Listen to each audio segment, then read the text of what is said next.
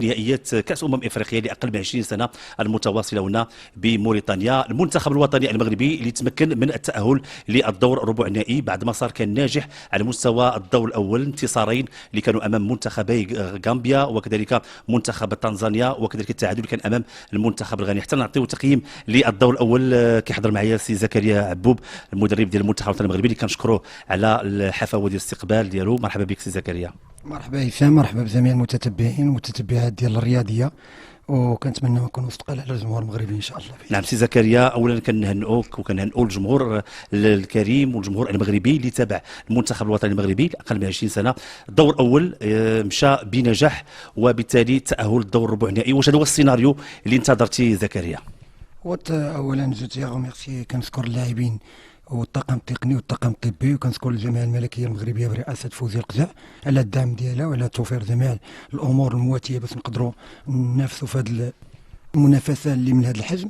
التقييم ديالي كنظن بانه التصور ديالي كان قبل ما نوصلوا لموريتاني، لانه قمنا بمعسكرات اللي هي ايدونتيك للعوامل الاولى لي كونترانت اللي نقدروا نلقاوها، لانه بريبارينا دو ماتش في العيون، لعبنا مع فرق بالنسبه لي ديال الدرجه الاولى، وكانت النتيجه اللي هي كنا كنتصوروها والنتائج اللي كنا كنقلبوا عليها في المعسكرات. بدينا بالمعسكر الاول اللي كان في العيون، لعبنا مقابلات حبيه ضد منتخب ضد الفريق المغربي الفاسي وضد نهضة الزمامرة، وقبل منا كانت عندنا ان ستاج اللي درناه في المعموره دومينونت فيزيك، لان في الثروه البدنيه غابت علينا بالنسبه في تونس سيرتو في الماتش الاخر مع ليبيا، فخدمنا على بزاف ديال خدمنا على هذا لو فاكتور اللي هو مهم، وهذا لو كريتير اللي هو مهم بالنسبه لينا، لان سنا اليوم المقابلات اللي لعبناها كلها تفوقنا فيها تكتيكيا، وحتى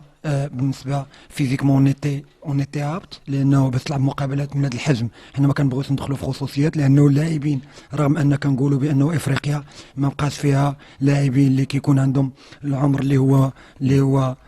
اللي هو صحيح. الا سمحتي زكريا نمشيو، ذكرتي المحطه ديال الاستعداديه اللي كانت في العيون، واللي اعتقد بانكم ساعدتكم بشكل كبير سواء في نواديبو اللي تابعنا، لانه كتكون هناك شويه ديال الرياح، وكذلك ارضيه الملعب اللي كان عشب اصطناعي، وهذا هو اللي تدربتوا فيه كذلك في مدينه العيون، وهنا كذلك بالنواكشوط اللقاء اللي كان امام منتخب تنزانيا، كذلك يعني تابعنا اللاعبين متاقلمين بسرعه مع الاجواء. واش هذا ساعدك بشكل كبير انه اللاعبين بسرعه دخلوا في الاجواء ديال النهائيات؟ التصور ديالنا هو هذا اللي كان، لانه مادام حنا درنا ان بلون ولا ان بلون دو ترافاي، ان بلون داكسيون اللي كان عندنا فيه العيون، لان كنا كنعرفوا بانه مدينه العيون مدينه اللي هي كيف قلت لك ايدونتيك للظروف ولا المناخيه ولا الظروف ديال الملعب ولا حتى الظروف ديال الرياح، لانه العيون كتكون واحد الرياح اللي هي قويه. لعبنا فيها مقابلات اون جوي 4 ماتش، لان لعبنا 2 ماتش كيف قلت لك مع فرق ديال الدوري درجه بطوله برو، ولعبنا 2 ماتش مع النيجر اللي تخسرت اون فان دو كونت مع لو غانا بتيغو بوت في لي كاليف. فلهذا ومقابله اللي كانت مع النيجر فزنا بها، المقابله الاولى اللي ضربنا فيها اللاعبين اللي كانوا يلا تواجدوا معنا بوغ لا بروميير فوا، لان ما كناش نسناهم، لان لي دات فيفا من غير لي دات فيفا ما كيخولش لينا بان ناخذوا اللاعبين المحترفين. فالمقابله الاولى لعبنا بالمحترفين، كانت النتيجه بالنسبه لي ايجابيه والتعادل. المقابله الثانيه لي جوار كنا بريباري افيك لعبنا بهم وقدرنا نفوزوا 3-0 نتيجه واداء، عطانا واحد الارتياح كبير. دخلنا لا كومبيتيسيون ديالنا ولا جيري، لان عرفنا بانه المقابله الاولى واخا ما كانتش المستوى، ولكن المهم فيها هو 3 نقاط باش تعطيك واحد الاريحيه وتقدر تخليك بانك تونطامي لي دو ماتش كي غيست بواحد الاريحيه كبيره، وتعطيك حتى واحد لافونتاج او نيفو دو كلاسمون. وهذه النقطه اللي منتخب غامبيا منتخب اللي تابعناه كيف ما كان الحال، منتخب كان قوي. العناصر الوطنيه صحيح بانه كان هناك عدد كبير من محاولات التسجيل، جات ضربه جزاء اللي يمكن نقول بانه ريحات اللاعبين وريحات حتى الطاقم التقني. اللقاء الاول دائما هو اللي كيعطيك انه يمشي الفريق بمسار ناجح في الاقصائيات. واش تعذبتوا شي شويه امام غامبيا؟ من خلال الاناليز والتحليلات اللي درنا ديال الفرق، لان بالمناسبه كنذكر السي موسى حبشي اللي معنا فيديو اناليز ديال ليكيب استان فيديو اناليست اللي متمرن، وحنا لي تيم اللي كنخدموا عليهم، ولا حتى بالنسبه لا ديكورتيكاسيون ديال ليكيب ادفيرس، فكنظن هو اللي كيقوم بها، ومن خلال داكشي اللي كنطلب منه انا. فكنا عارفين بان المنتخب الغامبي منتخب ماشي سهل، لان المجموعه ديالو كانت فيها مالي وكانت فيها السنغال، ولا رجعنا ليديسيون اللي فاتت اللي كانت في النيجر، فكنظن لو فينال لا فينال لعبت مالي ولعبت السنغال ما يكونش محض الصدفه بانك تقصي فروق سيرتو في لا ديرنيير ديسيني اللي كانوا من احسن الفرق على مستوى ديال هاد على مستوى ديال هاد ليفا. فالمنتخب الغامبي كنا كنقولوا بان رغم ان ما نكونوش في نهارنا وما نلعبوش مزيان، لامبورطون هو ناخذوا 3 النقاط. ونا يو بوكو دوكازيون نا با بي لي كونكريتيزي لانه جاتنا العديد من الفرص، غابت علينا النجاح والافيكاسيتي. سي نورمال باسكو سي دي جوار يوفا، رغم ان سي بالنسبه لي سي ان اكس اللي كنخدموا عليه حتى في ليكيب اللي كيغيب علينا بيتيتر مع واحد ولينا كنسجلوا اهداف، ولكن ديما كان عندنا بروبليم دو فينيسيون. وهذا هذا لاكس هو اللي خدمنا عليه بوندون لي دو زوتر ماتش اللي لعبنا مع غانا. لو غانا حتى هي سيطرنا على المقابله رغم ان تحت لينا العديد من الفرص ولكن ما قدرناش نسجلوها. ومنتخب غاني، منتخب غانا اللي كنعرفوا المدرسه الغانيه معروفه على المستوى الافريقي، بعد اعتقد الفوز امام منتخب غامبيا يمكن حتى العمل ديالكم صباح عمل مع اللاعبين اللي يصبحوا بدات عندهم ديك الثقه، دخلوا لانه كنعرفوا واحد القطيعه ديال تقريبا ازيد من 15 سنه باش تلعب نهائيات. فاللاعبين المباراه الاولى يمكن كان شويه ديال التخوف، ولكن المباراه الثانيه ثقه في النفس كبيره. كنقول بانهم انتزعوا يعني الجماهير كلها اللي تابعت المباراه، لا الموريتانيه ولا المغربيه، اللي اكدت بان هذا هو المنتخب اللي بامكانه انه يفوز باللقب.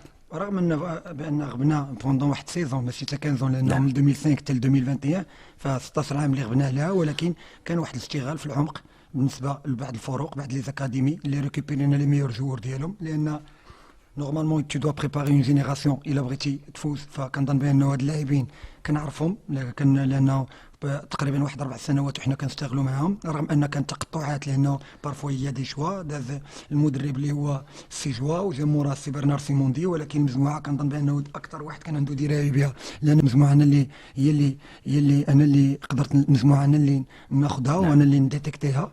فالحمد لله اللاعبين كاين واحد الثقه كبيره بيناتنا، يلفو لي ريميتر اون كونفيونس، لانه اللاعب من كيكون ان او خاصك تهضر معاه وخاصك تحمسو، خاصك تو دو لو بريبار مونطالمون حتى بالنسبه لي زوموسيون ما يكونوش عنده، لانه ان جوور ديال ملي كيكون عنده 20 عام يقدر يلعب الماتش الاول ويبقى عايش على الماتش ديالو ويقدر. وهذه النقطه اللي انا ما خصنيش نضيعها، هو انني تابعت في الحصص التدريبيه زكريا عبوب كيفاش كيتعامل مع اللاعبين، كيفاش كانه صديق ديالهم، كيلعب معاهم الكره، يعني اشياء اللي كتخلي ذاك التجاوب بين الطاقم التقني بقياده زكريا عبوب وباقي اللاعبين. بارفوا كيكون دي سيونس دو ديفيرتيسمون، لانه كنديروا فيستيف فوت، كنقوموا بزاف ديال الحوايج باش تقدر بوغ لي ريميتر اون كونفيونس، لانه لاعبين باقيين صغار وحتى لاعبين اللي ايزون بيزوان ديال واحد لاكومبانيومون، لانه وصلنا بارفوا اون ايتي كونداني من اللاعب ديال الموهوب لانه قام بحركه لا رياضيه، وهنا كتبين لك بانه يسون كور جون دراري صغار. فلهذا خاصك تقرب منهم، تحاول دير دي ديبغيف معاهم، تقدر تجتمع معاهم وتوعيهم وتعطيهم واحد الثقه كبيره، لانهم ايزون بيزوان دو كونفيونس، وهاد لا كونفيونس الحمد لله عطينا لهم. حتى مونطالمون كنشوفوا اللاعبين يسون بريباري، لانه باش تشوف اون ايكيب اللي مونطون اون بويسونس اي اون بروغريسيون، لانه الماتش الاول كان ربحنا فيه 3 نقاط، بوتيتر اون نا با ميتريزي لو ماتش، ولكن اون نا با كونكريتيزي لي زوكازيون لانه تحت لنا العديد من الفرص. دوزيام ماتش كونتر لو غانا كيف ما شاف الجميع مقابله اداء ونتيجه. تاسفتوا على النتيجه لانه بانوا لي حتى اللاعبين لما كانوا صاعدين الحافله كان واحد الاداء وغامت النتيجه، اون ميم طون كتولي تدخل في لو دوت، لانه ملي كتلعب مع مقابله كتبقى كيولي الشك كيولي عندك الشك، ولكن هذاك الشك حيدنا حنا، لانه عاود عطينا اللاعبين واحد الثقه، واحد الزرعه ديال الثقه اللي قدرات بانه اليوم نشوفوهم بانهم وصلحنا هذوك لي لاكيو اللي كانوا عندنا، وحتى بالنسبه ليفيكاسيتي اللي غابت علينا هي والنجاح. فالحمد لله اليوم شفنا بانه وصلنا البوطو با مال دو فوا، لانه دوزيام بالنسبه لي ان بينالتي اللي ما تعلنش عليه ديال مش احتساب ديالو نعم ساهل. دوزيام ميطون 4 ولا 3 ديال لي زوكاز اللي كنا دي فاس فاس وكنا نسجلوا فيهم. فلهذا كنظن بان اوني سور لي بون غاي. وبالنسبه لي انا المقابلات ديال المجموعه ديما كتلعب، انا نفضل بانني نبدا تربحها وما يكونش يمكن الاداء كبير، ما يكونش الاداء كبير. بارفوا الى دي ماتش اللي كتلعبهم من الاحسن تربحهم، ولكن ما تخسرش فيهم واخا الاداء ما يكونش، لانه نقدر نكون لعبت مع لا غامبي وتحت لي العديد من الفرص ولا غامبي جاتها فرصه وسجلت عليا، غندخل في واحد الحسابات اللي هي ضيقه، وانا الناس اللي ما كنبغيش نحسب. قبل ما نمشي لتنزانيا، لانه الحسابات حتى الجمهور الكريم اللي متابع المنتخب الوطني المغربي لاقل من 20 سنه كان حديث، وحتى هنا في الكواليس خصوصا الجمهور الموريتاني الموريتاني كان يشجع المنتخب الوطني المغربي، اولا لانه منتخب عربي، وثانيا لانه الانتصار غادي يخليه كذلك ان المنتخب الموريتاني بامكانه ان يتاهل. بالنسبه للعناصر الوطنيه والمنتخب الوطني المغربي، واش ما كانش عندكم حسابات انه غنلتقيو يمكن الى تاهلنا على راس المجموعه غنلتقيو مع تونس مع منتخب عربي اللي هو منتخب موريتاني؟ هذه الحسابات واش كانت عند الطاقم التقني ام خصكم تدخلوا تربحوا 3 نقاط وتجوا على راس المجموعه؟ الا جينا نهضروا على الفوتبول افريكان اون جينيرال ما خاصك تحسب فيه، لانه حتى شي فريق مسال سنا المنتخب ديال افريقيا الوسطى مع المنتخب التونسي، حتى شي واحد من المتتبعين ما كان كيتصور بان ديال لافريك سونترال تربح تونس، وفي الاخير ربحت، رغم ان لافريك سونترال ما بدات مزيان ولكن ils ont monté en progression. وكان تأهل تاريخي وكان تأهل تاريخي ديال لافريك سونترال. فلهذا كاع لو فوتبول افريكان جينيرال ما بقاش فيه منتخبات اللي صغيره ومنتخبات اللي تقدر تفوز عليها. باش دي ولا باش تفوز اون ايديسيون بحال هذه خاصك تلعب مع الكبار، يفوا افرونتي لي غرون. ما تبقاش تحسب، لانه كون بغينا نديروا حسابات غندخلوا نلعبوا ان نيل نقولوا نتكلاساو دوزيامين بيتيتر نقدروا نخسروا بواحد زيرو، ولكن غنتلاقاو مع الكاميرون. ها انت حسبتي، ولكن في الاخر الحسابات ديالك ما عرفتش هي هذيك. بالنسبه لي انا نلعب مع تونس، نلعب مع الكاميرون، نلعب مع غانا، بالنسبه لي ماشي مشكل. نوجد الفريق ديالي، ندرس الفريق الخصم، نعطي اللاعبين ديالي نوجدهم ذهنيا ونوجدهم تقنيا، وحتى بالنسبه لنا لي موين دو ريكيب غتلعب دور كبير بالنسبه، لان استنزفنا واحد الطاقات كبيره بالنسبه لهاد لي 3 ماتش. ولكن الحمد لله اللاعبين ديالنا كيف قلت لك اون ترافاي فيزيكمون كوم لو فو. الحمد لله اللاعبين ديالنا ولا عندهم فوليوم دو جو اللي هو انورم، لانه المقابله باش كنبداوها هي باش كنساليو وما كيكونش عندنا دي غولاشمون. الحمد لله كيف ما قلت لك نتمنى ان شاء الله نمشيو على هذا المنوال. نعم، منتخب تونسي هو اللي غادي نواجهوا ان شاء الله في الدور الربع النهائي. منتخب كنعرفوا المباريات ديال شمال افريقيا واللقاءات العربيه كتكون لقاءات قويه. المنتخب الوطني المغربي واجه منتخب تونس في ازيد من مباراه، واكيد اخرها على مستوى التصفيات ديال اللي كانت بشمال افريقيا. كيفاش كتشوف هذه المواجهه؟ كيف ما قلت لك اخي هشام، ولا كيف ما خاص يعرف الجمهور المغربي، كيف ما قلت لك الا بغيتي دي اون ايديسيون بحال هذه خاصك تلعب مع لي كرون، تلعب مع تونس. تونس قلنا ديجا لعبنا معهم لي كاليف وكانت في تونس ودرنا معهم ماتش نيل، وتحت لنا العديد من الفرص اللي ما سجلناهاش في تونس، لانه قلنا دوميني لو ماتش. اليوم غنلعبوا في موريتانيا دون ان كونتكست اللي هو ديفيرون. بيتيتر حنا عندنا ان افونتاج لانه ني بروميير جروب وهما غيشوفوا الاداء ديال اللاعبين، لان كتكون لا بريسيون اليوم اكثر منا. حنا غندخلوا بواحد ليطا ديسبري اللي هي بوزيتيف، لانه حنا البريمي دي جروب غنوجدوا اللاعبين كيف ما قلت لك، لانه ماتشات بحال هادو كل ماتش كيتلعب، لانه مقابلات اللي كتلعب ديال المجموعات ماشي هي المقابلات اللي غتلعب ديال دي ماتش اللي هما كيكونوا ديريكت دي ماتش ترونشون. لانه اليوم ولا غدا الا درتي تعادل غتمشي كاينين حسابات اخرى، خاصك تخدم على ضربات الجزاء في لي زونطرينمون ديالك وتوجدهم ديجا. ونا طرافي فاد خدمنا على هاد لو فاكتور هذا ولا هاد البارامتر. ولكن نتمنى ان شاء الله باذن الله نقدروا نحسموا المقابله، نحسموا النتيجه في المقابله باش ما ندخلوش في هذوك الحسابات، لان كيف قلت لك هشام حنا واحد الفريق اللي وجدنا كما ينبغي وما كنبغيوش ندخلوا في الحسابات، لان هاد لو جوور ملي كتقول لي الحسابات هي كتقول لي خسر.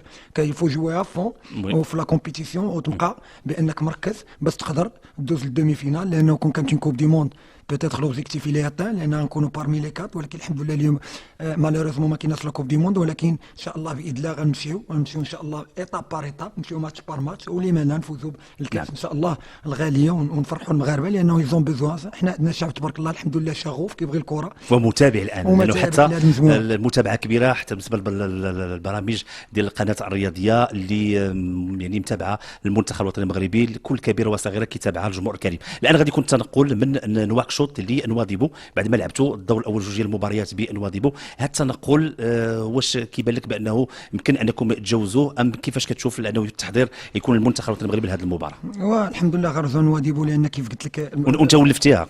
ولفت نواديبو ابار ولفت نواديبو او موان نواديبو كاين عامل ديال الرياح، ولكن كان تيران اللي ما يقدرش يبيناليزي لك لي جوار وما تقدرش يكونوا عندك بارفوا دي بليسيور، لانه هنايا في نواكشوط كنلقاو مشاكل كبيره، لان ديجا في نواديبو ما كنترينيو في الملعب الرسمي هنا.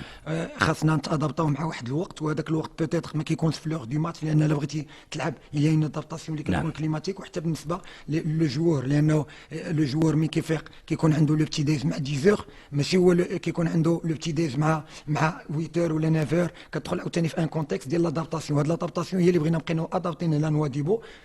الا ربحنا تونس غنرجعوا عاوتاني الموريتاني، هي عوامل نواكشوط العاصمه. نواكشوط هي عوامل اللي اللي هي صعيبه، ولكن نعم، وداخله في المنافسات. داخله في المنافسه لانه كيف ما قلت لك الا بغيتي تفوز خاصك تادابتا، يفو با نيجليجي لو ديتاي، خاصك تكون عندك اون ادابتاسيون على جميع النواحي. لا بالنسبه للتيران، بالنسبه للجو. اليوم نواديبو الجو ديالها ماشي بحال ديال نواكسوط. لو تيران اللي كنلعبوا فيه ديال نواديبو لا من ناحيه ديال المساحه لا من ناحيه ديال العشب ماشي، ولكن الرياح اللي كاينه في نواديبو ما كايناش في نواكسوط. كلهم هادو دي بارامتر اللي خاصك تادابتا معاهم الا بغيتي تكون فانكور ولا بغيتي تمشي بعيد في هذا الكومبيتيسيون. سي زكريا، كنعرفوا بانه المنتخبات قويه اللي يمكن ما حضرش في هذه النهائيات. الحديث حول منتخب مالي حامل اللقب، نتحدثوا على النيجر، على زامبيا، على السنغال، على مصر، على المنتخب الجزائري، منتخبات كثيره اللي ما هياش حاضره. واش القوى على مستوى الكره الافريقيه تغيرت؟ المخرطه تبدلات على مستوى ديال الايفان، وحتى بالنسبه على مستوى